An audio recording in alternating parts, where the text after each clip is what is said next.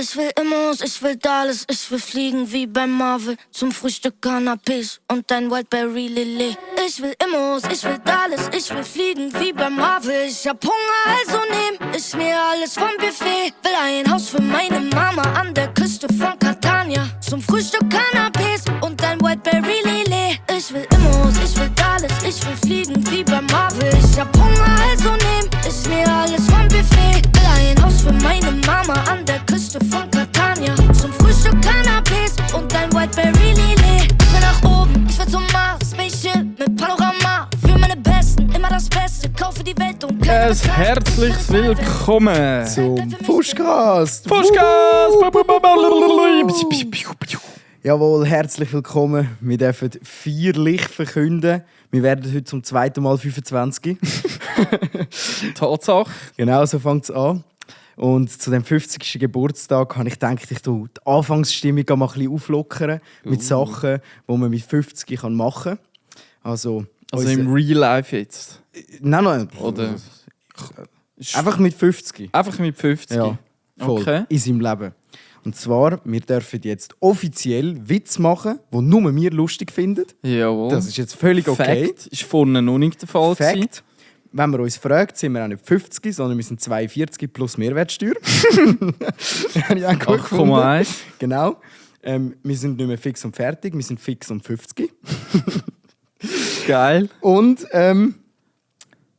ja genau, der ist nicht ganz so gut, aber wir werden nicht älter, wir werden mariniert. Ah, ich kenne es nur mit Reifer. Reifer, oder? Reifer kann man Oder auch ein sagen. Dry-Aged Beef. Ja, Oder genau. Steak. Wir sind wie Whisky. Dry-Aged Steak. Der wird nur besser. Umso älter er wird. Oh Mann. Oder Edelschimmel kann man ja auch noch sagen. Ja. Oder? Ja. So bei Käse und bei Fleisch gibt es ja Edelschimmel. Ja, fix. Aber zum ehrlich sein, Bei den Podcasts auch. aber zum ehrlich sein, ich habe noch nie irgendwie so Käse. Also Käse habe ich allgemein nicht so gern. Hartkäse. Aber Fleisch zum Beispiel habe ich auch noch nie ein Dry-Aged Beef. Ich weiß auch nicht so genau, was es alles gibt. Aber das habe ich noch nie gehabt. Ich glaube im Fall beim Beef auch nicht. Also so Fleisch habe ich auch noch nie irgendwie. Und beim Käse einfach, weil du ihn im Käse schon. Kühlschrank vergessen hast und dann hat es Schimmel gegeben. Nein, ich lebe seit Jahren immer wieder mit Menschen zusammen, die sehr gerne Schimmelkäse haben.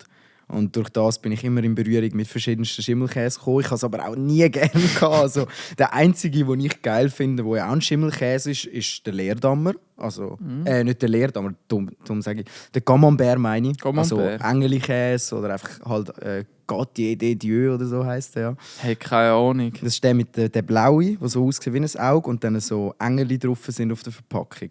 Der hat außen eine weiße Schicht rundum und ist ganz ein weicher Käse. Oder? Genau, Camembert Ja. oder eben Gâtier de Dieu, das sind alles so Käse und das sind auch Schimmelkäse. Ich kenne nur Babybell. Das ist kein Schimmel. Babybell. Das kennen wir, ja. Aber Oder nein, wie haben die Stäbli Kiri? Haben doch Kiri. Waschkiri. Ja, genau. Lavash Kiri. Kiri. Weißt du, was das heisst? Lavash Also, Kiri. Kuh, also Wasch ist Kuh, oder? Genau. Und Aber was Kiri, Kiri heisst, keine Ahnung. die lacht. Die Kuh, die lacht. Ach so. Ja. Voll. Noch ein bisschen Französisch-Lektion am Anfang. Jawohl. Aber ja, einmal wieder zum Geburtstag die obligate Frage: Wie geht es dir, André? Danke vielmals für deine Frage. Mir geht's gut. Ich finde es mega schön, ist langsam der Frühling am Führen gekommen. Auch wenn wir letzte Woche noch mal ein bisschen Schnee hatten. Langsam sieht es gut aus.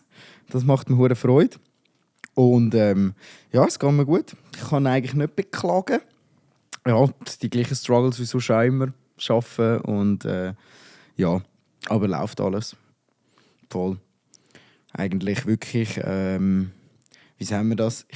Die Woche, das war wieder so eine Woche, wo irgendwie hure viel passiert ist, aber doch nichts wirklich sich verändert hat. So. Ja. Wo nichts auf den Kopf gestellt worden ist. Ja, genau. So. Voll. Ja, wir haben sicher noch ein paar Sachen, wo wir nachher darauf eingehen können. weil es sind schon einige Sachen so passiert, so in der Woche. Das ist doch gut, weil dann kehre ich die Frage gerade um. Wie geht es dir, Nils? Und was ist passiert? Ja, mir geht es auch gut. Aber Klimawandel hat auch seine positiven Seiten. Es ist wirklich frühlingshaft jetzt, zumindest hier in Wollerau. Überall schon ein bisschen Blümchen, die vorkommen und so. Aber es ist noch nicht April. Und der April macht, was er will, bekanntlicherweise. Also, das darf man jetzt auch sagen, wir sind 50. Das ist jetzt auch so etwas. Ja, so Sachen, das sind Das wäre Lebensweisheiten. letzte Woche noch cringe gewesen, die Woche nicht. Das ist... Mit so Lebensweisheiten dürfen wir jetzt mehr auftischen. Ja, ich schwöre. Ja, voll. Das Wetter ist wirklich heute Morgen, als ich ins Büro gelaufen bin und einfach die Sonne, die mir schon ins Gesicht reingelacht hat. Und ich habe automatisch Retour gelacht. Das war einfach wirklich schön gewesen. Schön Vitamin D. Oder ist Vitamin D? Ja, Vitamin D. Oder C? Nein, es ist schon D. Ich habe jetzt gesagt, es ist Vitamin D. Ja. Aber es könnte, ja. Weil Vitamin C ist das, was man aus den Früchten, also so aus Zitrusfrüchten holt. Voll, C. voll. Das also glaube Ja. Ich glaube, ich habe irgendwann in der Schule haben wir so Amerika, wo Amerika besiedelt worden ist, irgendwie. Und dort haben sie zu dieser Zeit noch ein Problem gehabt, dass die Seefahrer, die ein paar Monate unterwegs waren und immer schlechtem Wetter ausgesetzt waren, dass die irgendwie krank geworden sind, weil sie zu wenig Vitamin C hatten. Ja. Und dann war dann die Lösung so, man nimmt Zitrusfrüchte mit aufs Schiff, tut dann blöd gesagt so Zitronensaft-Smoothies on the way machen und nachher sind die Leute nicht mehr abgesärbelt. Ja. Irgendwie. Aber ja. Das war vor unserer Zeit. Ja, safe. Obwohl wir auch schon 50 sind. Ja. Voll. Lange 50 Jahre gewesen. Apropos Jahr, da können müssen wir gar schnell wir haben einhängen. es wirklich offiziell einfach geschafft, komplett unser Jahresjubiläum zu verschlafen. Ja. Wir haben irgendwie vor 3-4 Wochen, also nicht einmal letzte Woche, sondern irgendwie vor 3-4 Wochen haben wir Jahresjubiläum gehabt und das ist uns gar nicht aufgefallen. Ist irgendwie einfach auf der Strecke liegen geblieben. Ja.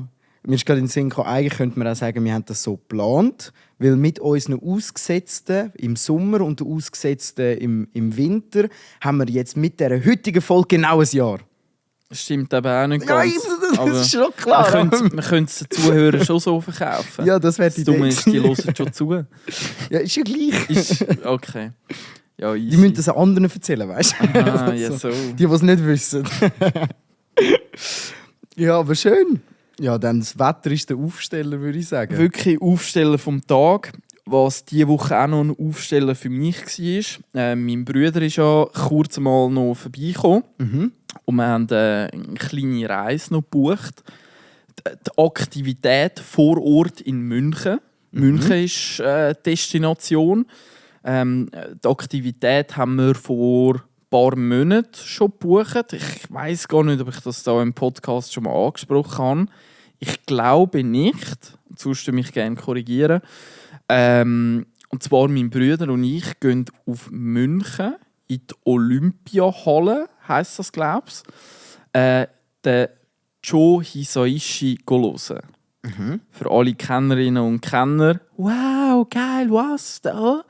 Für alle, die nicht Bescheid wissen, das ist der für Studio Ghibli, also so Chihiros Reise ins Zauberland oder Prinzessin Mononoke. Für Animes. Für die, die es nicht wissen, weil Genau. die Namen sagen denen, die es nicht wissen, auch nicht. Genau, für diesen Film hat der Filmmusik komponiert. Und so wie wir jetzt das verstanden haben, kommt der eben eine Europa-Tournee machen. Der ist mittlerweile auch schon 72. Keine Ahnung, wie lange das der so Tournees noch mitmacht. Also auch halt altersbedingt. Und ja, da haben wir jetzt gesagt, komm, fuck auf alles. Das müssen wir jetzt einfach in unserem Leben einmal noch erlebt haben. Und jetzt diese Woche ist er zu mir vorbeigekommen. Da haben wir uns schön ein Flixbus-Ticket gegönnt.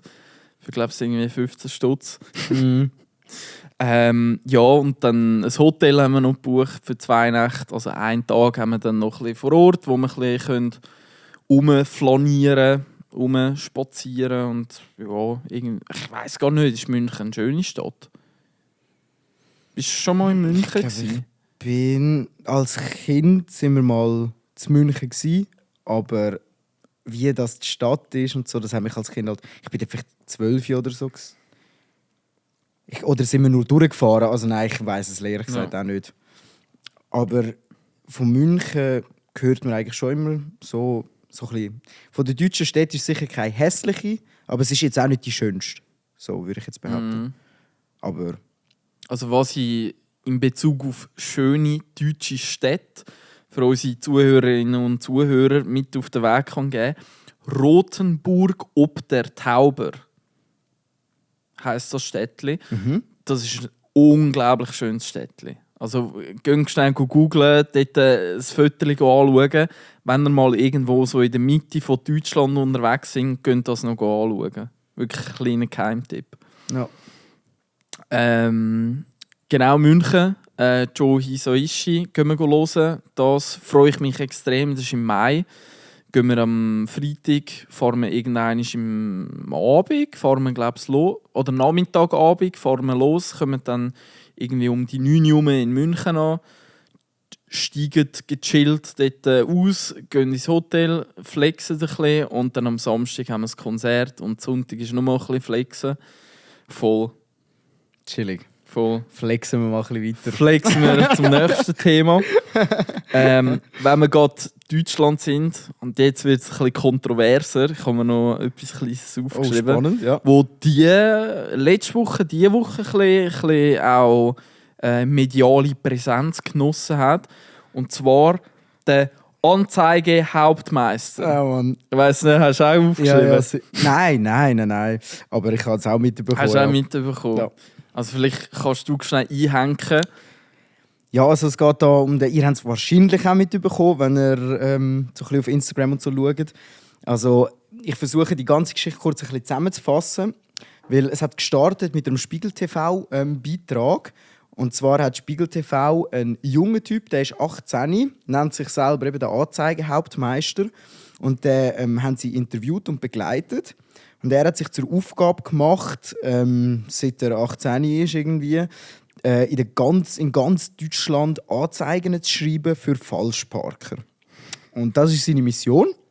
Es ist Sein Lebensinhalt. Sein Lebensinhalt. Das ist recht amüsant, das so ein bisschen anzuschauen.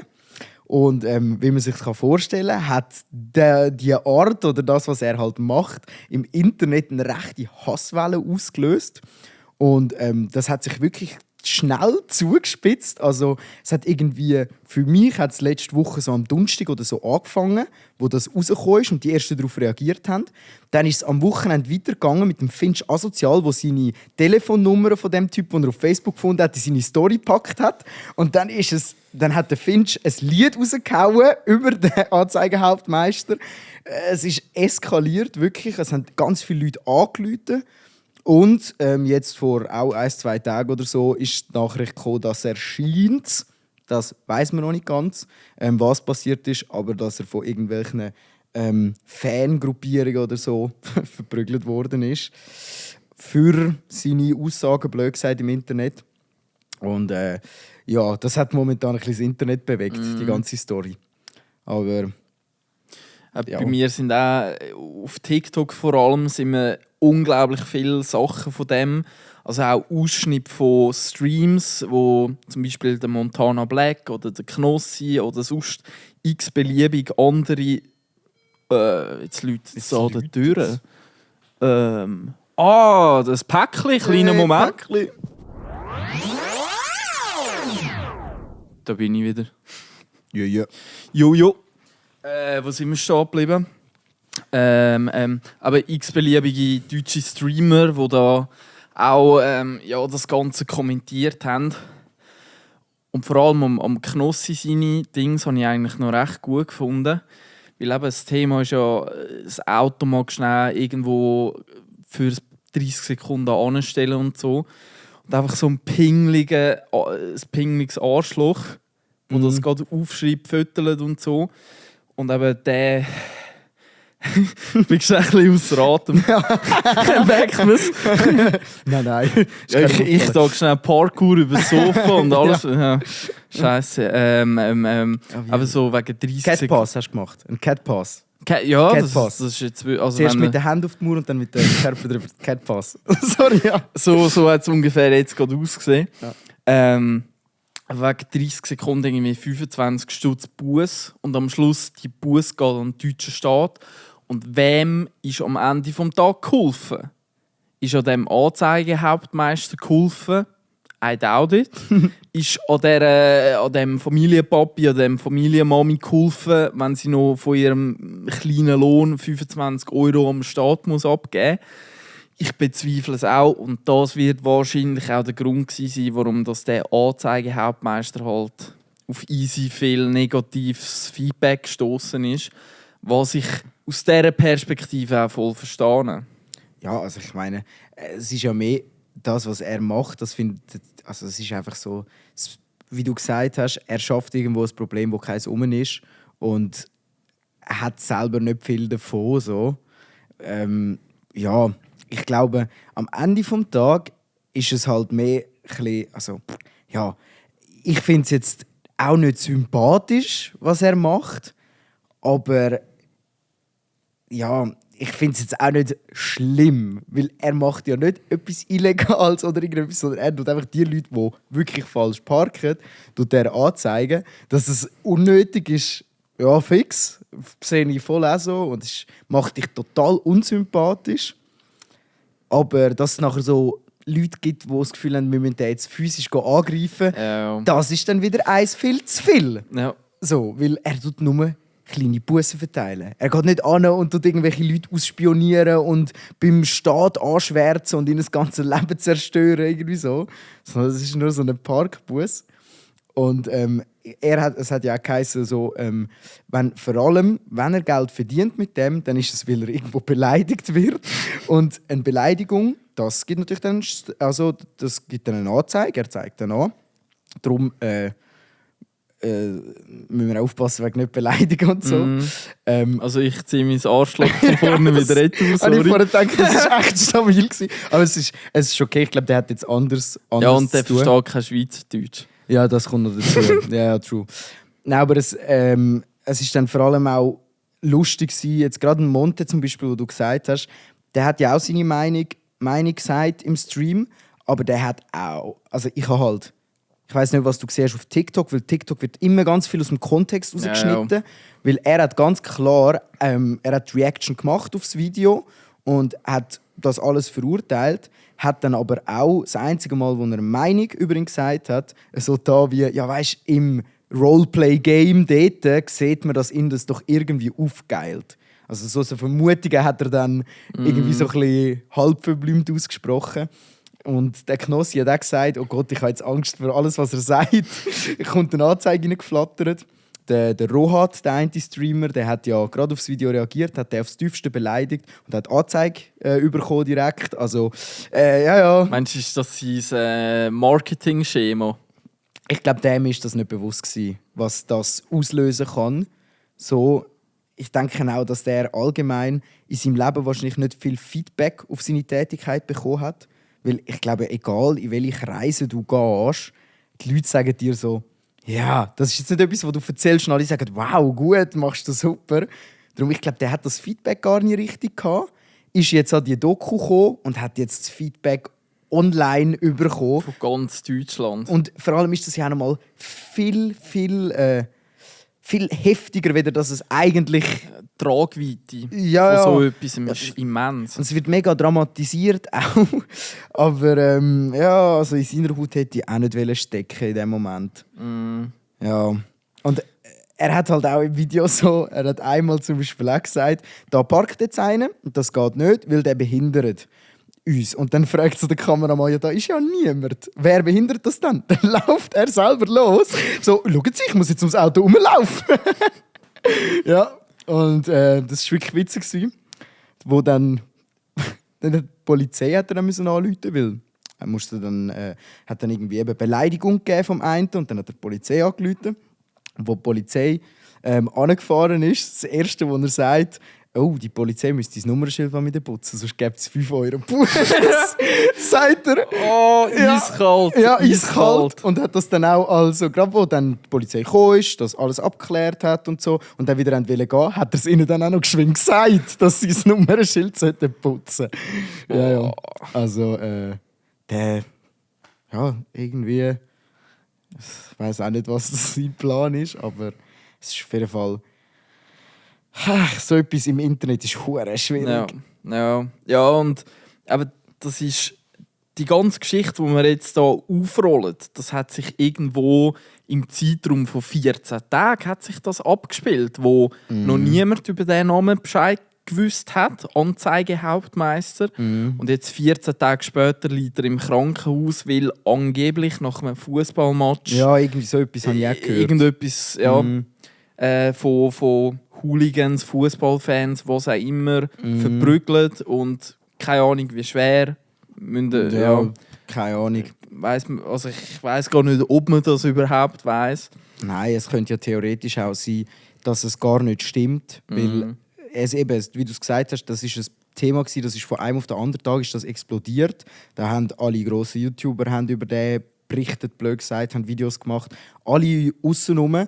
Und durch das hat das natürlich auch Klicks angezogen. Das heisst, jeder, der irgendwie Klicks machen, hat dann auch über ihn geschrieben. So. Und ich sage jetzt gerade die Aussage, dass von irgendwo kommt ja das, hey, dem ist etwas passiert. Und dann wird das jeder, der das gehört hat, einfach direkt in einen Artikel verwandelt haben, weil du kannst einfach davon ausgehen, es gibt fix Klicks. Ja. Aber das wird so das Phänomen sein, da werden wir gefühlt wahrscheinlich nie mehr etwas hören von dem. Und in 10 Jahren oder so siehst du dann irgendwo plötzlich wieder und dann realisierst du, es war schon mal der, der den Anzeigehauptmeister gemacht hat. Also habe ich das Gefühl. Ja. Das ist jetzt meine Glaskugel. Es gibt ja ganz wenig so Leute, die so... Also im Fachjargon sagt man, glaube ich, Eintagsfliegen. Also so Geschichten. Also so Supersternchen, die irgendwo bei DSDS in einer Folge mal ein bisschen aufgeblüht sind, aber nachher hörst du nie mehr irgendetwas von denen. Also ein bisschen One-Take-Wonder. One-Take? One-Hit-Wonder. One-Take-Wonder. Oder Eintagsfliegen, ja. Aber ich glaube, er ist ja mehr ein Meme. Also er hat ja nichts können, dass er dort angekommen ist. Die Leute haben ihn ja nicht gern, sondern es ist ein Negativtrend. Also es ist einfach das neue Mobbing-Opfer von der Internetgemeinschaft geworden. Das Gute ist, das wird den Leuten auch schnell mal wieder langweilig. Außer du bist der Drachenlord. Dann wird es den Leuten gefühlt auch 10 Jahre später noch nicht langweilig. Aber ja, ich kann nur für ihn hoffen, dass er sich das jetzt nochmal überlegt, wie er das nach außen trägt oder wie er das macht. Ja. Aber es war auf jeden Fall ein Thema, das wieder aus dem Nichts gekommen ist und alle irgendwie, alle, die in dieser Bubble unterwegs sind, so angetroffen haben. Voll. Und wir auch. Ja.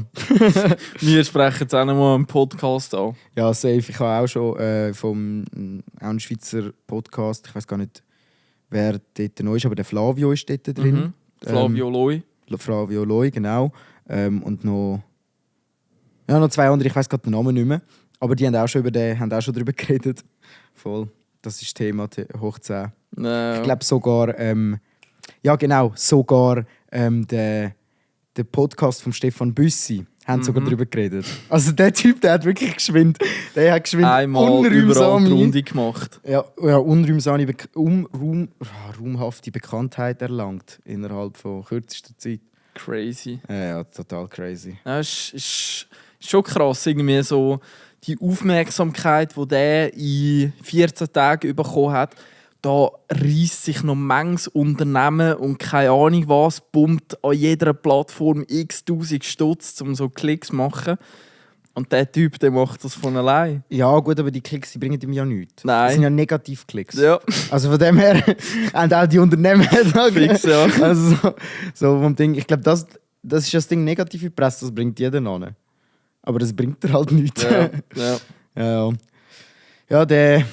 Ja, wir bleiben auf jeden Fall dran und haltet euch auf dem Laufenden, wenn sich wieder etwas verändert. Voll. Ja. Wünscht ihm, wenn er im Spital liegt, natürlich gute Besserung. Absolut. Das auf jeden Fall. Definitiv auf das, dass er schnell wieder kann auf die Straße. Oh. Ja, also die Welt fühlt sich jetzt schon ein bisschen ungerechter an, ohne ihn. Oh Manometer. Merkst du so am Ende des Jahres, so 2024, wenn in Berlin so Buchhaltung muss gemacht werden und nachher so Punkt 52 von der grössten Einnahmequelle ist der Anzeigehauptmeister. Fuck, der ist weg, der gibt es nicht mehr, scheiße, wir brauchen einen neuen. Ja, das hat auch irgendeiner gesagt. So. Stell dir mal vor, hat sich da beim Staat nie jemand gewundert. Weißt du, 4000 Anzeigen immer vom gleichen Dude. Ja, Kollege, musst du dir mal vorstellen, wenn der Staat ein Influencer-Programm hätte, so Affiliate-Link, mit jeder Anzeige verdient er ein paar Euro. Ey, der könnte ein Living daraus machen. Ja, voll. Aber das ist eben, ich glaube, das habe ich mal in einem True Crime-Fall gehört. Das hat ja früher in Texas ist so ein bekanntes gewesen, Texas Law oder so hat das geheißen. Und da ist es wirklich darum gegangen, dass sind vom Staat, eigentlich wirklich auch noch in den 40er, 50er Jahren, sind Verbrecher zum Abschuss freigegeben worden. Vom Staat. So, hey, dürfen ihr holen. Und haben dann eben auch Geld bekommen für Dead das. or Alive. Was? Dead Ja, or so ein Alive, bisschen so die die Poster, wo... Voll, aber jetzt Ja. nicht Western, sondern wirklich in der Neuzeit hat es das auch noch gegeben. Und das Problem ist dann halt, da haben sich Geschichten ereignet, dass Leute die Bank ausgeraubt haben, dann haben die einen geschossen, haben angefangen, die Leute zu schiessen, Zivilisten, und dann hat es eine riesen Ballerei gegeben und so Zeug. Und nachher hat man sich irgendwann darauf geeinigt, dass es nicht so darf sein, dass wenn du als Privatperson Gesetze durchsetzt, dich kannst bereichern. Weil das würde sonst die Selbstjustiz in ihrem Staat unglaublich antreiben. Sonst gäbe es noch ganz viele von diesen Anzeigenhauptmeistern, wenn der könnte fett Cash mit dem verdienen. Also Aber ich würde auch klar. dann, wenn ich will, einfach mal kurz ein bisschen auf die Straße ein paar aufschreiben und wieder Geld verdient haben. Ja, das ist also Weil, der absolut falsche Anreiz, den da irgendwie in die Welt Genau. posaunst. genau. Und ich glaube auch, also, und das ist ja das Lustige, wenn er für das Cash würde bekommen, dann hätte er niemals den Hate bekommen. Also es ist eigentlich nur das, weil er das freiwillig macht, aus Freude am Zweitwerken sozusagen. Darum finden es die Leute so kacke. Ja, schon. Eigentlich ist das, was er macht, gar nicht so das Problem. Sondern wie Wenn es das- andere auch noch im gleichen Dings würden machen. Ja, blöd gesagt, Polizisten machen ja nichts anderes oder es gibt Politessen oder so. Aber das ist ihr Job. Klar, man kann es verurteilen, willst du diesen Job oder nicht. Aber grundsätzlich ist es einfach ein Job. Und er macht es halt wie als Hobby und das hat so ein bisschen... Ja, So faden Beigeschmack. ja. Ja, schon. Ja. Da habe ich auch gerade noch ein kurzes Ding, das ich auch gehört habe. Die NASA, sie haben ja von der ISS haben sie so Batterien müssen lösen. Duracell. Genau. Die mit dem Häsli. Die mit dem Häsli und die sind dann mit dem Häsli zurückgeflogen auf die Erde. Und die Münze zurück auf die Erde ballern. Und halt schauen, dass nichts passiert. Also tut man die ins Meer rühren. Und der Felix Lobrecht hat einen lustigen Bit dazu gehabt und hat gefunden, so, die NASA ist die einzige Firma auf der Welt, die Applaus bekommt, wenn sie fucking Elektromüll im Meer versenkt. Das ist so geil. So die NASA macht es unglaublich offiziell und sagt allen, ey, gell, wir rühren unseren Müll dann ins Meer. Ist das okay? Ja, das ist super, das ist super. Ja, das ist super. Das ist so eins zu viel, das habe ich verdammt witzig gefunden. Also es gibt ja... ist das der Point Nemo? Point Nemo ist der tiefste Punkt, glaube ich. Nein, das ist Also Challenger tief. Ah ja, Aber der beim Point Marianengraben. Nemo, ja genau, Marianengraben. Point Nemo. Point was Nemo das ist der Punkt im Pazifischen Ozean, wo am weitesten weg ja, quasi genau, Landmasse ist. Ja. Ist ein anderer Punkt, wo es am tiefsten ist. Ja. Aber wäre irgendwie so im Kopf wäre das noch eine easy naheliegende Verbindung. So dort, wo es am weitesten weg ist, dort ist es auch am tiefsten. Ja, das wäre geil. Das muss am verdammt cool. tiefsten runtergehen. Wenn es so simpel funktioniert. Ja. Und so im Meer hast du so eine Linie wie im Hallenbad, ab da wird jetzt tief. Ja, wirklich so, ja. Oh man, oh man. Ab da fängt es tiefer an. Ja, genau so. Nicht Schwimmer, Achtung. Und dann hat es auch wieder so die rot-weiße Kette, die überall am Schwimmen Ja, ist. genau. Nein, aber ich glaube, Point Nemo, am weitesten von überall entfernt von der Landmasse. Und dort probiert die NASA ihre Raumschiffteile, die sie nicht mehr brauchen, oder das gibt es ja auch noch etwa Satelliten, die ausgedient haben, wo die Technik zu veraltet ist, oder, soweit ich Bescheid weiss, jetzt wird es schnell ein bisschen technisch. Die, aber alles mit gefährlichem Halbwissen, die Satelliten, die oben so rumschwirren, die müssen einmal im Jahr oder so, müssen die wie so ein bisschen eine Korrektur machen. Also die fallen von der Anziehungskraft, kommen die irgendwie ein paar Zentimeter jedes Jahr ein bisschen näher an die Erde an.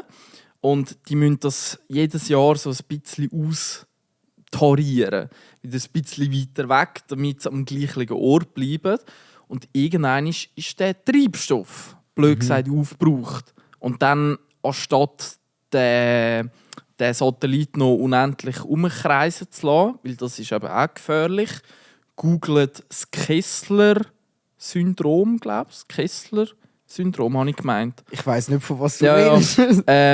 Und darum tut man so Satelliten auch bewusst abstürzen lassen. An Punkt Nemo. Meine Frage wäre gewesen, wieso ballern wir es nicht dort, wo wir Platz haben? Wieso ballern wir es nicht weiter raus? Es wird Weil sicher wir einen schlauen Grund geben. Ja, also Thema Weltallmüll, das ist ja auch ein Thema, das immer grösser wird, halt, weil wir immer mehr Satelliten haben.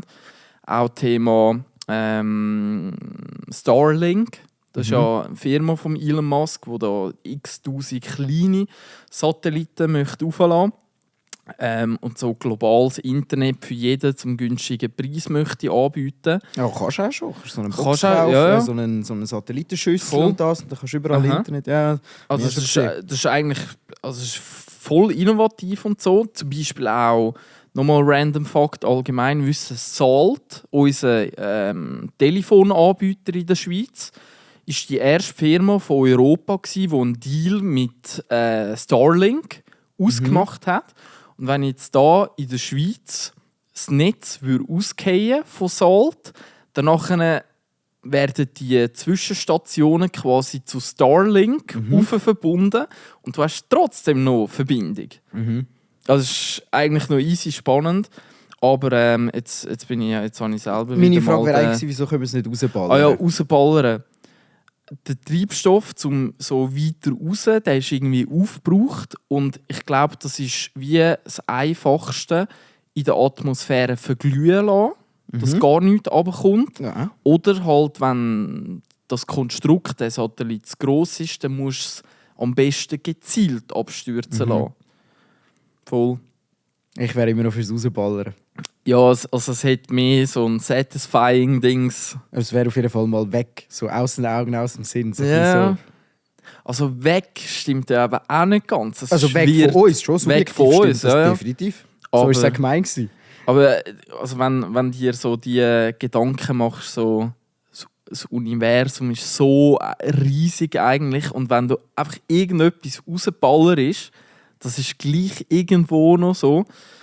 Das ist auch noch satisfying. Ja. Ja, sicher ist es irgendwo. Das kann sich dann weiter... So das unendliche Ding kann dann weiter grösser werden. Wie ist das gegangen? So, wir haben ein Universum, es ist unendlich und es wächst. So, der Moment, wo Physik und alles irgendwie kollabiert. Ja, So, voll. ich habe auch mal irgendeinen Comedian gesehen, der das eben so das ist ein amerikanischer, der das als Witz aufgebaut hat. So, wir Physik, wir haben alles so und so. Und komm gerade zum Erkenntnis, heisst es einfach, ja, wir wissen es nicht. Ja, okay, das funktioniert und das auch, aber es geht nicht zusammen. Ja, egal, wir wissen es nicht. Oder eben mit dem Universum so. Wir wissen, es ist unendlich, aber wir wissen es nicht. Heisst zu viel. Ja. Es gibt schon noch ein paar Mysterien, glaube ich, wo wir als Menschen möglicherweise gar nie können beantworten. Ja, das ja. Also das wahrscheinlich halt sowieso. Aber das macht es ja irgendwie auch ein bisschen romantisch, finde ich. Ja. Also so ein bisschen Geheimnis oder man weiß, dass man es gar nicht kann beantworten, weil wir am Big Bang irgendwie nicht dabei gewesen sind, am Urknall. Und darum können wir nicht wie so als außenstehende Zuschauer auf der Tribüne das rekonstruieren und nochmal mit den eigenen Augen anschauen, so ist das gegangen. Irgendwie finde ich das noch romantisch. Ja, safe. Muss auch ein bisschen so sein, oder? Voll. Ja. Wenn wir gerade beim Thema romantisch sind, eigentlich auch ein bisschen wie sagt man? Ein majestätischer Moment, wo wir übermorgen am Samstag dürfen erleben. Ja. Das ist wirklich ein majestätischer Moment. Da gehen Willst du da schnell einhängen? Grüße gehen da raus an unsere super coolen Towers, an die Hockey Towers von Rapperswil. Wir dürfen das das Meisterschaftsfinal dürfen wir videografisch begleiten und auch sonst miterleben. Und wir drücken ganz fest Daumen und hoffen, dass das was wird. Wäre mega cool. Also die ganze Story, wenn man das nochmal von Anfang an kurz aufrollt, sie sind auf uns zugekommen, haben uns gefragt wegen einem Sponsoring. Und dort ist es eben darum gegangen, der Verein, der Club, den gibt es jetzt in diesem Jahr das erste Mal. Das ist die erste Saison, wo sie jetzt zusammen gespielt haben. Die Unterstunde in der untersten Liga. Und haben sich da jetzt voll wacker durchgeschlagen.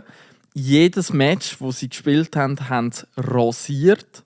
Ich glaube, vom ersten Match haben wir schon erzählt, wo sie 20-0 gewonnen haben. Mhm.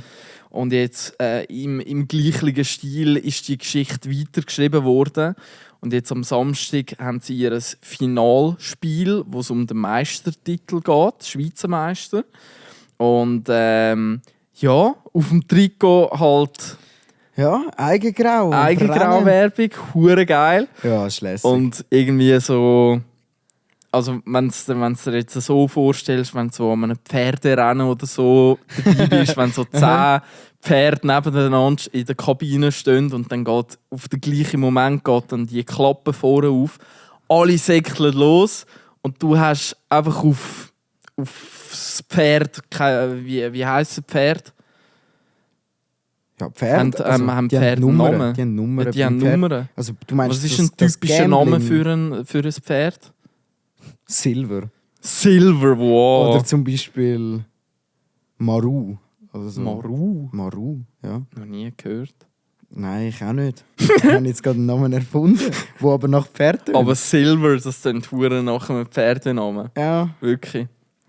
Du hast so deine ganzen Klötze hast du auf den Silver gesetzt.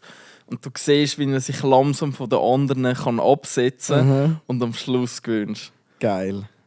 Ja. So stelle ich mir das ein bisschen vor. Ja, jetzt müssen wir eigentlich fast noch überlegen, ob wir Wetten abschließen. Wir können so ein ein Wettbüro eröffnen. Genau, so eins, weißt du, illegale Wettannahmen. Körbli. Weißt du, das kennst du von den Footballspielen oder so, weißt du, so das Körbli, wo so Hotdogs drin haben oder so. Ja. Und dann verkaufen. Wir machen so eins mit Wett. Dort nehmen wir illegale Wettannahmen an. Genau. Mit Spielgeld natürlich nur. Aber ja, voll. Alles schwarz. Alles schwarz. Natürlich. Ja. Nein, es ist hure geil und ich freue mich mega auf den Samstag. Ja, ich bin auch gespannt. Und klar, wir haben keine Glaskugeln. Wir wissen nicht, ob sie dann das Match auch tatsächlich gewinnen, sonst sind sie ein Zweiter. Aber anyway, das wird ein richtig geiles Match. Ja, ich glaube, ich werde noch nie so gespannt ein Hockeyspiel verfolgen wie das. Wirklich. Ja, das wird mega lässig. Also, wenn ihr wollt, kommt vorbei. Wenn ihr das hört, ist es morgen. Am 16.00 fängt es, glaube ich, an. Falsch. Am 16.03. Samstag am 8. Nein, am 18 Uhr am 6. Am 6. So am 6. fängt es an. Gut. 6. fängt es an in der SGKB, St. Galler Kantonalbank Arena in Rapperswil. Yes. 18 Uhr. Towers gegen eine andere Mannschaft. Ich habe es mal gelesen, aber ich habe es wieder vergessen. Moment, das ist, machen wir dann. Ich glaube ein EHC und dann auch irgendetwas. EHC Hard. Was heisst Hard? Hard.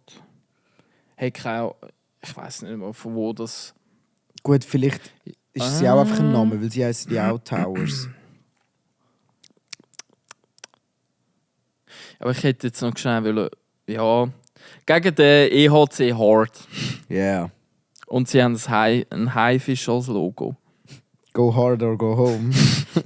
In dem Fall jetzt Go Hard and Go Home. Oder das Lied von Scooter. Faster! Harder! Scooter! Genau. Der HP Baxter. Aha. The one and only. The one and only. Der Dude. How much is the fish? Mit den blondierten Haaren immer. Mhm. Das Das ist schon geil. Ist schon Ja, geil. voll mit der Igeli-Frisur. Nein, der HP Baxter ist ein bisschen älter als mir. Jetzt mit unseren stolzen 50. Ja, stimmt. Er wird bald, zum 3. Mal 25 nicht. Nein, bisschen aber sehr vielleicht zum 3. Mal geliftet. Das könnte sein. Oder zum 3. Mal 20. Ja.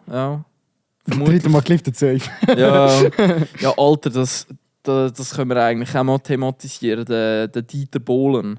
Der sieht ja schlimm aus. DSDS.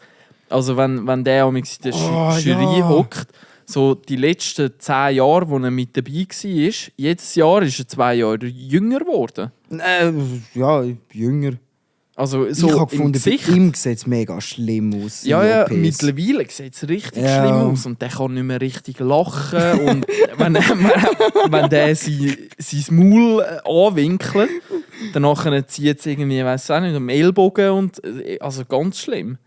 Ich muss an den Spruch denken, so, das Schönste, was man schenken kann, ist ein Lächeln. Und nachher so einer so, nicht mehr kann lachen, weil er so viele OPs im Gesicht gehabt hat. Ja, Also es ist wirklich schlimm. Bei ihm ist mir jetzt mega aufgefallen.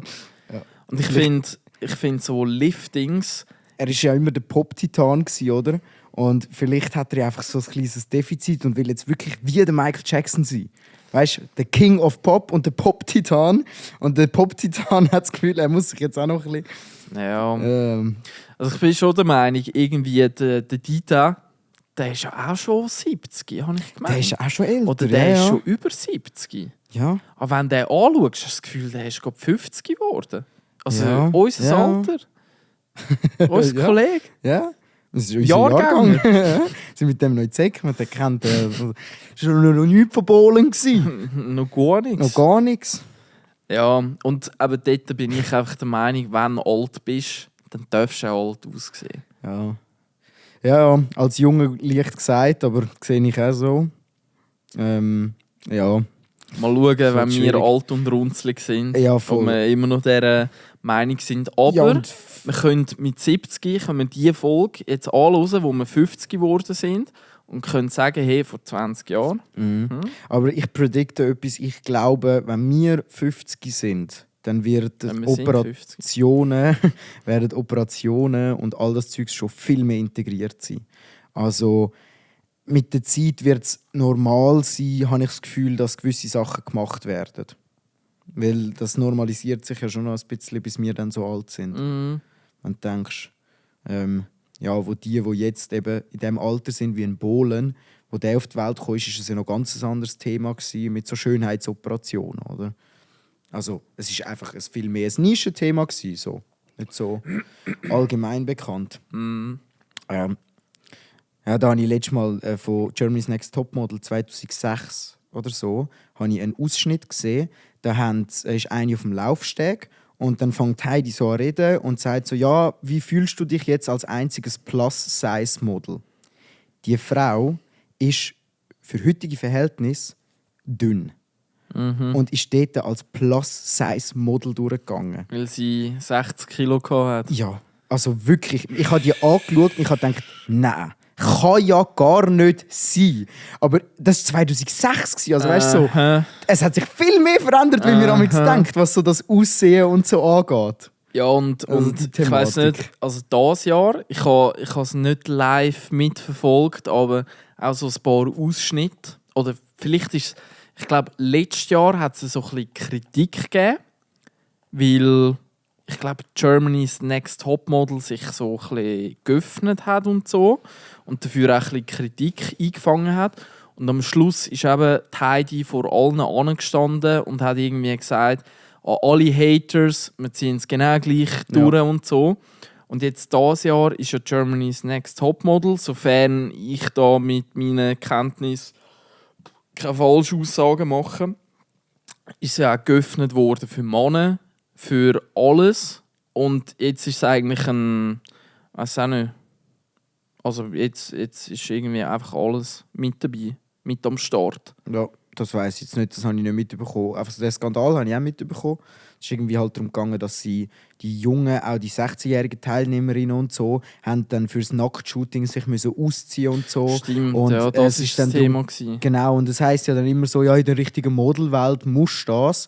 Und dann hat es irgendwie andere Fachleute gegeben, die gesagt haben, nein, das stimmt einfach nicht. In der richtigen Modelwelt ist es schon länger nicht mehr so. Und da hat es riesige Diskussionen gegeben. Und dann hat es noch Vorwürfe gegeben wegen noch anderen Themen, auch einfach mit schlechten Verträgen, ausgenutzt, falsch dargestellt im Fernsehen. Also eine sei ja so böse dargestellt worden, obwohl sie das gar nicht wäre. Irgendwie das. Ja, so das dann, Framing irgendwie. Genau, und dass das man die Leute gegeneinander ausgespielt hat und so ich glaub, im Fall, Sachen auch falsch inszeniert hat. Und ich glaube, wir haben das sogar im Podcast besprochen. Das kann sein, ja. Und ich glaube, ich sage jetzt noch etwas Gleiches, wie ich dort gesagt habe. So, wenn du in einer Fernsehsendung mitmachst und einen Vertrag unterschreibst, wo alles drinsteht von du gibst dein Persönlichkeitsrecht an den Bildern ab dies und das und so, wirst im Fernsehen. Und nachher beschwerst dich, ja, ich bin falsch dargestellt worden. Dann tut es mir leid, dann hast du nicht gewusst, auf was du dich einlässt. Klar ist es nicht unbedingt richtig, also es gibt natürlich Verhältnisse, aber zum gewissen Grad gehört es einfach zu Fernsehproduktionen dazu. Ja. Shit happens. Aber ich finde auch dort sollte man ganz klar sagen, erst Volljährige. Das, also, so Verträge... Sind Minderjährige 16. Sind mal dabei gewesen? Immer wieder, glaube ich, ja. Also, Ja. zum da auch schnell ein Statement. Ich habe Germany's Next Topmodel nie richtig mitverfolgt. Und das ist auch Halbwissen, das ich jetzt hier probiere abzurufen. Ja... Ja, also ich habe es selber auch nie gross verfolgt. Das muss ich schon sagen. Aber meine Schwester hat es eine Zeit lang mit meiner Mami ein bisschen geschaut, früher. Und so, also ich meine, es ist unterhaltsam. Es war völlig unterhaltsam gewesen. Und als Teenie weiss ich noch, habe ich mal das Nacktshooting schauen. Und habe dann realisiert, dass man ja nichts sieht. Ich bin irgendwie so 14 oder so gewesen. Ja, voll. Es ist immer... Ja, nein. Also, nein, ja. So als Kind, wenn du im öffentlichen Fernsehen mal irgendetwas gesehen hast... 2008 hat sogar eine 16-Jährige gewonnen. Was? GNTM. Ja. Ein 16-Jährige gewonnen? Ja, und 6 Jahre nachher, 2014, hat sie aufgehört zu modeln. Und zwar Jennifer Hoff. Okay. Ist das. Krass. Aber ja, 16 ist, glaube ich, dort Untergrenze. Zum Mitmachen. Hat es nicht einmal The Voice Kids hat's ja auch gegeben. Ich glaube, dort hat es auch so ein bisschen die Vorwürfe gegeben, dass Kinder einfach nicht ins Fernsehen gehören und so die... Also ja, so sie werden, diese Sachen. Sie werden zum Objekt der Unterhaltung gemacht. Und wenn das jemand 18 selber entscheidet, kann er sich falsch entscheiden und nachher darüber beschweren, so wie die bei GNTM. Aber wenn es dann halt Kinder sind, die das mit dem Einverständnis der Eltern gemacht haben, fühle ich auch nicht. Ja. Fühle ich auch nicht. Ja. Also ich finde, das ist ein bisschen mehr das Ding, wenn jetzt so ein Kind, ich wäre auch so ein Kind gewesen, das findet, hey, ich kann dies oder das, ich will das zeigen. Dann finde ich es cool, wenn die Eltern das unterstützen. Aber oftmals ist es ja dann, hat es so ein bisschen einen faden Beigeschmack. Da sind die Eltern gefühlt mehr hinter dieser Karriere wie das Kind, oder? Ja. Das ist manchmal so. Wir haben es ja gerade heute Morgen vom Sünneli von den Teletubbies haben wir ja gehabt. Ja, genau. Weil das Baby, das dort in der Sonne am Hihihihi, ja. das hat niemals Ja oder Nein können sagen. Klar, als Baby, wenn der Typ jetzt dir auf der Straße über den Weg laufen würde, den würdest du niemals erkennen. Aber, das hast du gewusst. Ja, genau. Also, irgendwo habe ich das gehört. Das Kind ist mittlerweile erwachsen und hat 2 Kinder. Also, es ist wirklich so. Die schauen auch wieder Teletubbies. Genau, so wirklich surreal. Aber wo das halt mega zutrifft, wo ich mal ein mega gutes Interview gesehen habe von Daniel Radcliffe, weil all die Harry Potter Cast-Leute, das sind auch alles Kinder gsi, die die Rolle bekommen haben, und die Rolle hat ihr Leben bestimmt. Viele von denen sind nie über diesen Erfolg drüber gekommen. Ausser jetzt eben Daniel Radcliffe und Emma Watson und Robert Grimp oder so heisst er, glaube ich, der Ron. die haben dann ab und zu noch ein paar Filme gemacht, aber da hat es ein gutes Interview gegeben, wo er auch sagt, die Rolle wirst nie mehr los. Das ist, glaube er hat bei Frankenstein hat er mitgespielt. Oder Edward mit den Waffenhänden oder so. Scherenhänden? Ja, heisst das Original, aber es gibt so einen, wo er so Waffen an die Hand gemacht hat. Dort hat er auch eine Rolle gespielt. Und irgendeinem von diesen Filmen hat er im Interview dann eben gesagt, seine grösste Schwierigkeit ist, von dem Image von Harry Potter wegzukommen und hat darum einfach nur selten Rollenanfragen. Ja. Obwohl er eigentlich ein super guter Schauspieler ist. Also finde ich. Es gibt sehr viele, die ich nicht cool finde. Aber ja, dort Kevin allein zu Hause. Dort bei dem Kevin, dort habe ich auch mal so ein Doku oder eine Reportage über den Mensch geschaut. Und der hat genau das Problem gehabt. Als Kind war er immer der Kevin gewesen, und nachher ist dann der Erfolg, den er mit diesen ganzen Filmen hatte, die Präsenz, die Aufmerksamkeit, einfach irgendwann ist weggebrochen.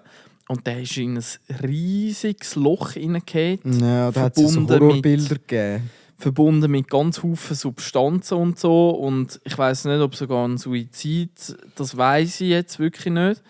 Aber der war voll im Loch drin. Ja, eben, wenn du halt als Kind... Klar findest du es als Kind lässig. Justin Bieber ist auch ein gutes Beispiel. Und Justin Bieber weiss man ja, dass die Eltern sehr gross dahinter waren, dass dem seine Karriere vorangetrieben wird. Oder auch Michael Jackson ist ja auch als Kind schon Jackson 5 hat es doch geheißen. Jackson 5, das waren seine Brüder und er. Genau, mit diesen Horror-Stories, wo der Papi ihn auf der Herdplatte tanzen lassen hat, damit er schneller wird mit den Füßen und so Geschichten. Das sind natürlich auch ein bisschen Urban Legends manchmal. Aber ja, das muss schon krass sein. Und auf die andere Seite musst du eben sagen, wenn du schaust, was die künstlerischen Grosstalente sind von den Jahrhunderten, sind es oft so Kinder. Ob es ein Mozart ist oder mir fällt jetzt gar kein anderer ein, aber Mozart ist sicher der bekannteste, der auch als Kind gezwungen wurde, ist Klavier zu lernen. Und zwar die ganze fucking Zeit. Ja, einfach weil die Eltern das wollen. Und klar, jetzt ist er blöd gesagt weltbekannt und das wird man auch nicht so schnell wieder vergessen, seine Lieder. Aber der grosse Leidtragende war eigentlich er in dieser Story, weil er ist ja auch nicht alt geworden, glaube ich. Ja, also das ist noch heftig. Extrem, ja. Ja, und ich glaube, bei ganz vielen prominenten Leuten, die Haufen Menschen auch irgendwo bewundern und «Wow, was hat der geschafft und wie ist der auf die Idee gekommen?» und so, das ist vielmals gar nicht so freiwillig passiert. Ja, also gerade die Amis sind da halt schon krass. Dort ist das ein riesiges Business und die wissen, und das ist halt schon auch ein bisschen gesprochene oder unausgesprochene Sache, dass du, wenn du Profi-Schauspieler werden willst, dann musst du als Kind anfangen. Weil es ist nicht einfach Schauspiel und gerade wenn du schon ein entwickelter Mensch bist, mit seinen Eigenheiten, mit allem, ist es viel schwerer, so ein Handwerk zu lernen, ob es jetzt Musik machen oder egal, einfach Künstler ist, wie wenn du halt noch ein Kind bist, noch total formbar. Und also es gibt auch ganz oft Stars, wo wir das Gefühl haben, die sind erst erwachsen bekannt worden, aber die sind schon als Kind von ihren Eltern immer wieder platziert worden. Billie Eilish ist ja auch so eine. Die ist ja schon mit 9 oder so auf Bühnen gestanden mit ihrem Bruder. Das sind alles so... Nina Chuba in Deutschland. Nina Chuba hat Pfefferkörner mitgespielt. Genau. Wissen auch ganz viele nicht, die jetzt plötzlich «Ich will Immos, ich will das, ich will...» Ich will Immos, ich will Dollars, ich will fliegen wie bei Marvel. Ich hab Hunger, also nimm ich mir alles vom Buffet. Ja, Mann. Nina Chuba, früher auch im Fernsehen, Rollen gehabt, einfach durchgezogen, weitergemacht, Musik gemacht. Und dann, ich glaube, das Lied war schon ein bisschen ihr Eröffner. Ja, also Whiteberry Lily, das war glaube schon ihr Hit wo nachher... Und sie, und das muss man halt auch sagen, sie war in dem Moment als Künstlerin schon so fortgeschritten in ihrem Ich, dass halt der Hit und all die Leute, die es dann wie angesprochen hat, die sind nachher auf ein gemachtes Bett gestoßen und haben nicht nur das Lied können feiern, sondern haben auch ganz viele andere Sachen noch können feiern. Und darum ist die dann auch bekannt geblieben. Auch wenn sie jetzt natürlich nicht mehr den Hype hat, den sie mal hatte. Das ist aber auch normal. habe ich letztes Mal einen ganz, ganz guten Podcast drüber gehört, über Hype. Und dass Hype einfach nie gesund ist und Hype auch immer wieder vorbeigeht. Der Varion, ich weiß nicht, ob du den kennst. Sagt man gar nichts. Der ist lange Zeit ist der mit seinen Sketches ist der mega poppt, so 2019, 2020. Hat das zu dem Zeitpunkt aber schon 6 Jahre oder so gemacht, die Sketches. Und ist dann plötzlich total viral gegangen, mega rauf. Und wie es bei jedem Hype ist, die Zahlen sind völlig unrealistisch, so viele Leute interessieren sich nicht effektiv für dich. Und die Zahlen gehen dann nachher wieder runter. Und er hat gesagt, klar ist der Hype etwas Vorteilhaftes gewesen, aber am Schluss ist das die schlimmste Zeit gewesen und er möchte gar nicht einen Hype haben. Und das ist dann auch, also es sind dann noch 2 andere, ich glaube beim Tim Gabel im Podcast ist das gewesen. Und das war auch so ein Zusammenschnitt gewesen, weil es noch andere Leute bei ihm auch über das Thema geredet und die haben auch das gesagt. Das war noch so eine TikTokerin gewesen, die auch gesagt hat, Hype ist krank, aber du rennst nachher etwas rein, was du einfach nicht mehr erreichen kannst. Das ist ganz, ganz crazy. Heutzutage, gut, das ist jetzt eine andere Frage noch, aber das kannst du nicht steuern. Ja. Und mit heutzutage mit TikTok-Algorithmus, keine Ahnung was, ist es noch viel weniger berechenbar als wahrscheinlich noch vor ein paar Jahren. Ja. Jetzt weiss ich auch noch, ich habe nämlich nochmal ein Video zu diesem Thema gesehen, und zwar von der Sascha. Sascha? Das Girl Sascha, ich weiß nicht, ob du es kennst. Yeah, Sascha, die macht auch gute Videos. Und sie hat eins gemacht über YouTuber, die abgestürzt sind und wieso. Und dort ist es auch um das Thema Hype gegangen und ich habe die Reaction vom Revi geschaut. Und der Revin sagt, das ist ja einer, der es wirklich angebracht hat, von Anfang an dabei zu sein und immer noch dort zu sein. Und es war wirklich mega, mega, mega interessant gewesen, was der dann auch dazu gesagt hat. Halt einfach eben mit den Leuten, die ihre Fans, blöd gesagt, wie ausgenutzt haben, dann versuchen sie nochmal mit ein bisschen Bullshit-Werbung in dem Sinne oder Scheissdreck, was sie erzählen, nochmal einen kleinen Hype zu erzeugen, um nochmal ein bisschen Cash zu machen. Und dann kommt der klassische Exit-Scam, dann machen sie noch irgendeinen Scam oder etwas und dann sind sie weg vom Fenster. Ist das nicht Bibis Beauty Palace, oder? Und ihre Freund. Der Julian, der Julienko. Ja, genau. Und die waren ja verheiratet, Scheidung, auseinandergegangen. Und ich glaube, der Julienko, der hat jetzt so angefangen mit Investment, Mentoring, keine Ahnung was, wo dann auch ein bisschen falsch übergekommen ist. Ja, also es ist halt, die zwei haben ihre ganze Karriere aufeinander aufgebaut und auf dieser Beziehung.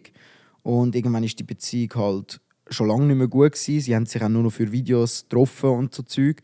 Und dann irgendwann haben sie sich getrennt. Sie hat sich komplett zurückgezogen aus allem. Und er hat ein paar schwierige Posts gemacht, ein paar Sachen, eben für ein paar komische Sachen, Werbung mit seiner neuen Freundin zusammen dann. Ja, aber mittlerweile hat es sich wieder ein bisschen geleitet. Und Bianca hat sich auch mal gemeldet, irgendwo auf Instagram oder so. Ich glaube, über eine Streaming-Kollegin oder so. Und hat verkündet eben, mir geht es gut, es ist alles okay, aber ich will ein anderes Leben leben. Und das habe ich sehr stark gefunden.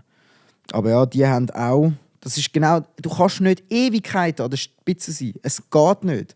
Ob es Ape Crime ist, YTT, all diese Namen, es geht nicht. Früher oder später ist entweder das Interesse an dem, was du machst, nicht mehr um, und dann musst du etwas machen, dann musst du dich wie nochmal ein bisschen neu erfinden und den Content für die Leute machen, die du schon hast, plus auch neu anziehen. Und es gibt halt viele von denen, die bleiben auf dem Hype-Content drauf und machen den so lange, bis er nicht mehr im Hype ist. Und dann ist es schon zu spät. Und das ist so ein bisschen die Schwierigkeit. Dann liegst du im Krankenhaus. Ja, ja. Oder halt auch zum Beispiel Gewitter im Kopf ist ein Beispiel im Sascha in ihrem Video. Ja, Gewitter im Kopf, wo eine Operation hatte, wo dann sein Tourette quasi unterdrückt hat, oder? Also nee, ja, das stimmt, aber das war nicht der Grund, wieso es Gewitter im Kopf nicht mehr gibt. Sondern Gewitter im Kopf ist ja prinzipiell das erste Mal, man nimmt eine Krankheit und tut das den Leuten näher bringen. Das erzeugt einen grossen Hype, aber irgendwann ist die Geschichte vom Tourette auserzählt. Die Leute haben es gehört, sie haben alles, was um Tourette geht, haben es gesehen und es ist nicht mehr spannend. Und dann ist es allgemein ein bisschen zurückgegangen. dann hat es einen Moment gegeben, wo der eine, das sind ja zwei Dudes, der eine mit Tourette und der andere ohne Tourette. Und der andere ohne Tourette hat von allen Social-Media-Plattformen von Gewitter im Kopf hat er alle Beiträge rausgenommen und bis auf einen Beitrag, wo drauf steht, jetzt muss ich schauen, dass es genau, irgendwie «Ich vermisse dich». Ja. Oder «In Gedenken» oder so. Und alle haben halt gemeint, er ist gestorben, der mit Tourette. Klar, man stirbt nicht an Tourette und so, aber er hat gemeint, er ist gestorben.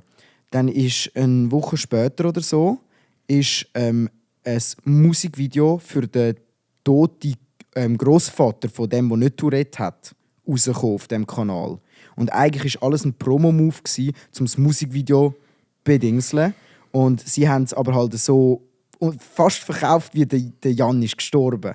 Und dann hat sich der andere entschuldigt und hat sich aber mehr gerechtfertigt und weniger entschuldigt. Und dann war es spätestens vorbei gewesen. Und dann hat es noch andere Kritikpunkte gegeben, weil sie haben ja eine App rausgebracht, wo man jeden Tag und zu Situationen Sprüche vom Jan hat können wählen, was ist der Tourette-Spruch vom Tag. Und das hat dann auch ganz grosse Kritik geerntet, weil man da halt eine Krankheit zur Belustigung benutzt. Also es ist dann nicht mehr Aufklärung, wo halt auch lustig darf sein, so, sondern es ist dann wirklich nur noch Belustigung und nur noch Geld daraus rausziehen. Und dann war der Ruf ziemlich am Arsch gewesen. Mit dem Musikvideo, also mit dieser Musikaktion und Promoaktion. Und dann haben sie sich dann auch getrennt. Und der Jan, der hat sich auch umorientiert. Der macht jetzt, glaube ich, etwas ganz anderes. Ja. Aber ja, das ist eine bisschen bittere Geschichte. Aber ein gutes Beispiel wie ein Hype, wenn man es dann nachher falsch macht und irgendwie entweder die Leute verarscht oder halt eben versucht, nochmal mehr rauszuholen zu wollen, jetzt plötzlich Musiker zu sein, aber halt nicht zu checken, dass die Leute, die haben dich gefeiert als der Kollege von dem Typ, der Tourette hat. Die haben dich nicht gefeiert als Mensch oder als Musiker. Und das sind halt so gewisse Sachen, die dann eben... Sie hätten es anders machen und hätten vielleicht, gerade wenn sie mit Funk zusammen geschafft hätten oder so, und ein Format, wo zum Beispiel andere Leute mit Tourette, die sie am Schluss auch probiert haben, wenn sie es anders gemacht hätten, gleich wie beim Leroy, hätte es funktionieren. Aber meistens wollen die Leute entweder zu viel oder sie bleiben so lange auf dem Thema hocken, dass es nicht mehr spannend ist. Also es ist aber eben eine Wissenschaft für sich. Ja, und ein Erfolgsrezept gibt es, glaube ich, einfach nicht. Nein. Das auch an dieser Stelle. Aber wir haben auch vor ein paar Wochen haben wir das zweite das Thema gehabt, auch, ich glaube, aus einem Grund von einem Podcast oder aus einem Stream, wo ein deutscher Streamer das Thema mit Product Placement oder eigene Produkte auf den Markt bringen. Genau so ein Gönnergy vom Monte oder irgendwelche Müsli oder Energy oder was gibt es noch? Eistee vor allem. Eistee. Auch ganz bekannt. Ja, also es ist halt dann auch genau das Gleiche. Du versuchst noch mal mehr aus deinen Leuten rauszuholen.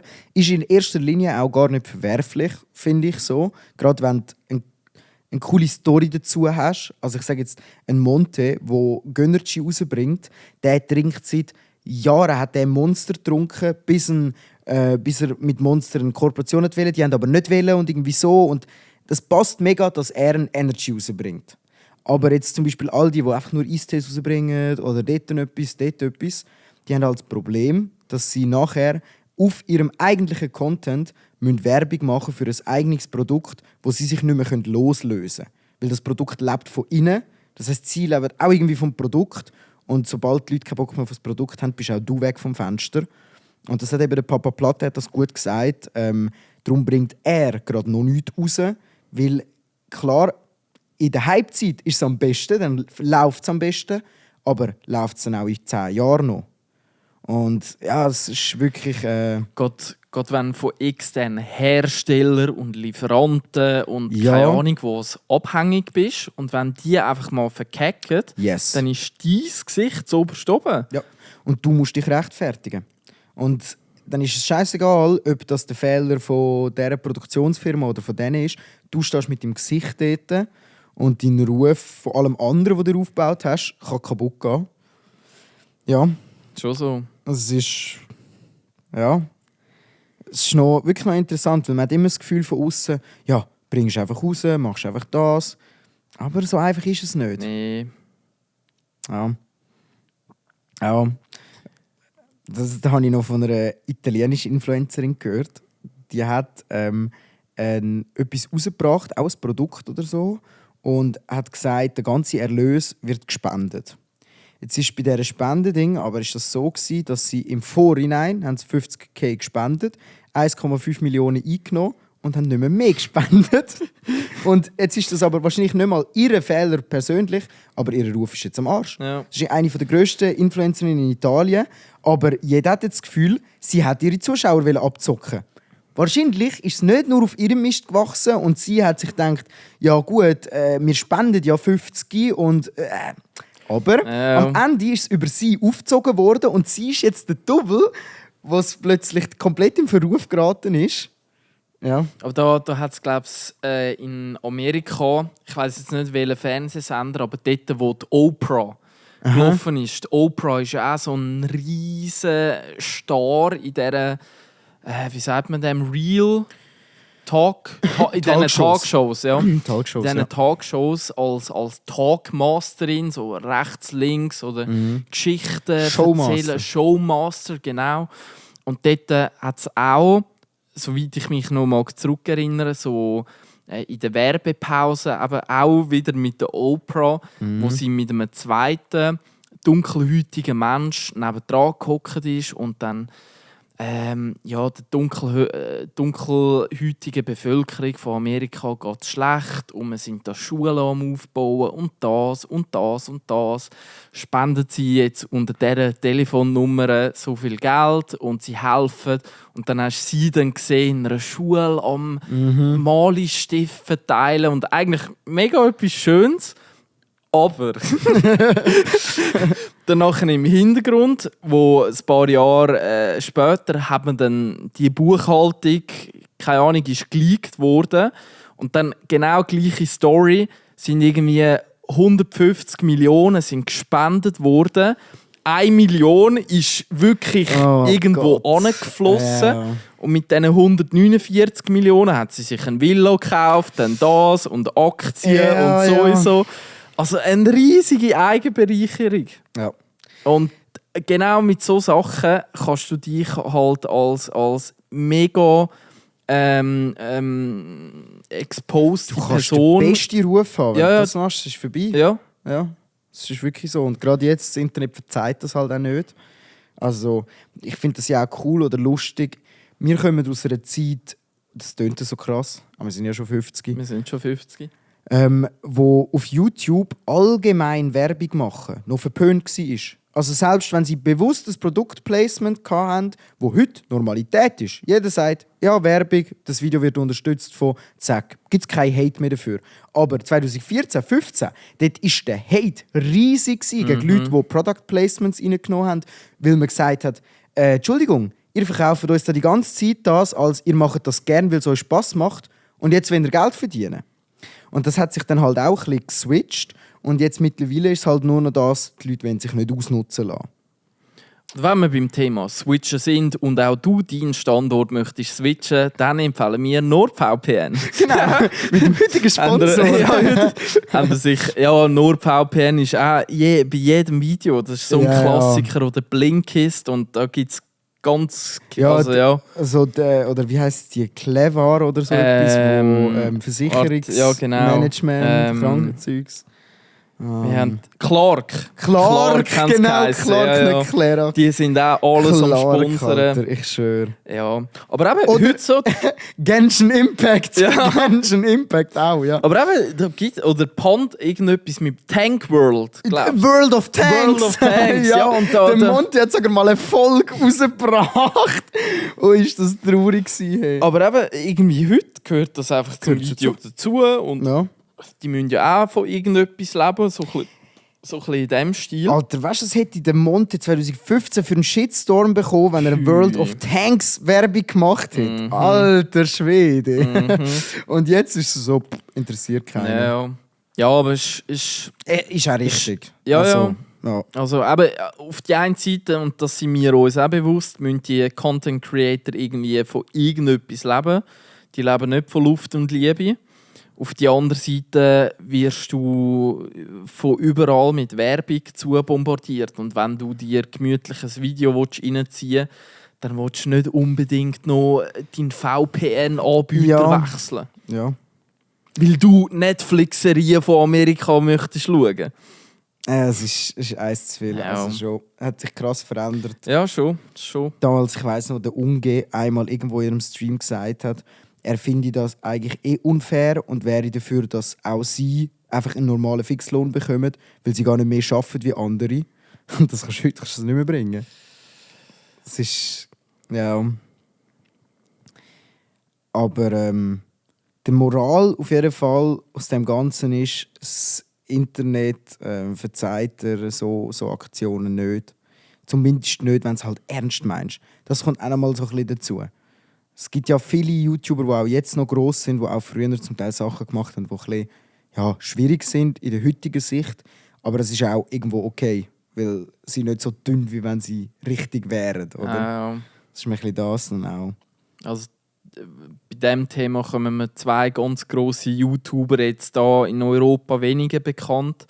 Aber der Filthy Frank, der Pink Frank. Guy, in unserer Zeit eine riesige Legende. Alles an den Nagel gehängt, kein YouTube-Video mehr. Konzentriert sich jetzt auf Musik. Ja. Joji heisst er, glaube ich. Okay, ja. Und der andere Creator, Max Mofo. Max Mofo, ja. Auch so ein bisschen Bubble vom Filthy Frank. Ja. Mit ganz, ganz lustigen Videos. Es gibt beim Max Mofo ja die krasse Vermutung, dass er der How to Basic ist. Okay. How to Basic war der YouTube-Kanal, der so 200 Eier an die Wand anrührt, alles zusammenkratzt, dann mischt. Der How to Basic heissen? Der hat How to Basic geheißen, ja. Ach so, ich meine, der heisst irgendwie How to be Basic oder so. How to Basic. How to Basic. How Dann to muss ich mal Basic. wieder das Video schauen. Gibt es das echt noch? Den gibt es noch. Den gibt es Ja, safe aber noch der, irgendwo. also so viel mir ist, der hat seit 5 Jahren kein Video mehr hochgeladen. Wahrscheinlich. Einfach auch alles pausiert. Max Mofo hat noch ein paar andere Kanäle, die er bedienen. Wie heisst jetzt fragst du mich. Der How to Basic macht aktiv Videos. Macht er noch? Aktiv? Aber anders. How to make vegan eggnog. How to make a smash burger. Ja. Aber es ist immer noch das Gleiche. Ja, er macht es immer noch mit dem Charakter. Okay. Ja, aber es ist schon, jetzt ist es völlig real, also normal. Also, Bist du sicher? Ja. Kannst du mal anschauen? Also, weil die letzten Videos, die ich von How to Basic finde, so normal. Ja, das fängt normal an, aber wenn man da. Nein, ich bin Ja. vorher auch geskippt. Ja, ich weiss, aber er schneidet einfach ein bisschen schnell. Aber es ist ganz normal. Das ist nicht normal. Ja, eben, das ist. Okay, ja, das habe ich gesehen. Oh mein Gott, das habe Nein, ich nicht. das ist immer noch völlig Digga, übertrieben. das ist ja übel. Er hat völlig normal angefangen, Alter. Ja, das ist ja dem sein neues Konzept. Oder einfach immer noch das Gleiche. Boah, jetzt beißt er dort noch rein. Wow, Leute, oh mein Gott. Ja. Alter, jetzt haben wir Also gerade wenn den Podcast revolutioniert. Wir haben eine Reaction im Podcast Ja, gemacht. schon, ohne Bild. Ohne Bild. Ja. Eure Fantasie ist gefragt. Mit Wirklich. ganz viel Fantasie. Mit ganz viel Fantasie. Ja. Ja, ich glaube, diese Woche haben wir unsere Fantasie ausgekostet oder unbändig freien Lauf gelassen. Nächste Woche sieht es wieder im gleichen Stil wieder gleich aus. Nächste Woche sieht es wieder gleich beschissen aus. Nein, jetzt ist eure Fantasie gefragt. Wir lassen euch jetzt wieder alleine. Dieses Wochenende. Voll. Merci vielmals, wenn ihr bis jetzt gehört habt. Und Bis nächste Woche. bis nächste Woche. Peace out. You're my heart, you're my soul. I keep it shining everywhere I go. You're my heart, you're my soul.